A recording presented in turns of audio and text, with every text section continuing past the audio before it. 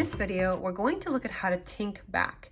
Tink is literally just knit spelled backwards. It's a word that just means how to take out your stitches one by one, going backwards, meaning instead of ripping our stitches off our needles, we're going to take them off one by one. So we have just completed a wrong side row, and I've got 10 purls here and 10 knits here. So we're going to look at how to tink our purls first, actually.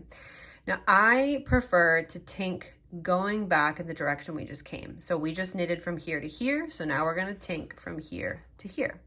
So let me zoom in. Okay. Even though I am normally a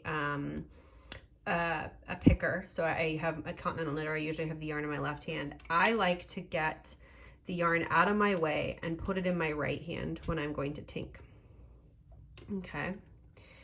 Now, depending on if you're going to be tinking a knit or a purl, you have your yarn in the position that it would have just been made. So our purl yarn is normally in the front, so we're going to leave that in the front.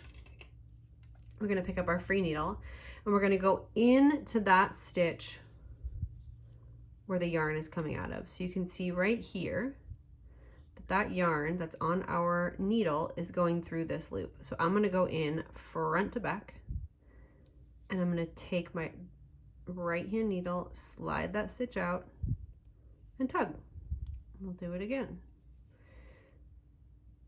In, so it's just below this stitch that's on our needle. We're going to go in front to back, take that right hand needle out, tug on the yarn. I can show you closer. So in here and tug. If you have a hard time seeing where you're going, you can hold that yarn over the front. It's right there. And we're going to tug and just keep on moving. Keep that yarn in the front, front to back.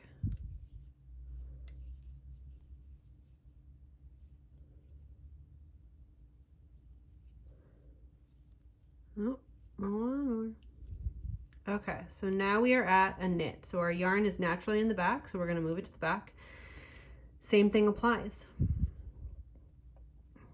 We are going to go in front to back, take our right hand needle out, and tug.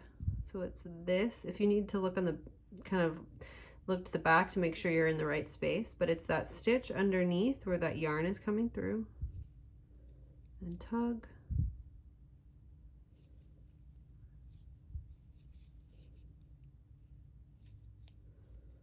And tug. So this hole right there, and just do that all the way down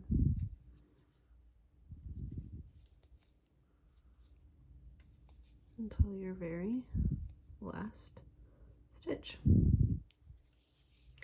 Now let's say you had, I'll just throw in a couple here. The same applies to no matter what your stitch pattern is. So let's say we just have a little bit of ribbing here, some knit 2, purl 2 ribbing.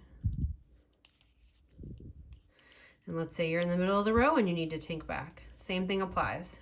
We just finished going this direction, so we're going to return back this way. I'm gonna get that yarn out of my way.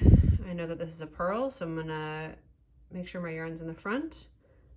I'm gonna go in from the front to back, take that out, front to back. Oh, and then you move my yarn to the back because these are 2 knits. And move my yarn to the front.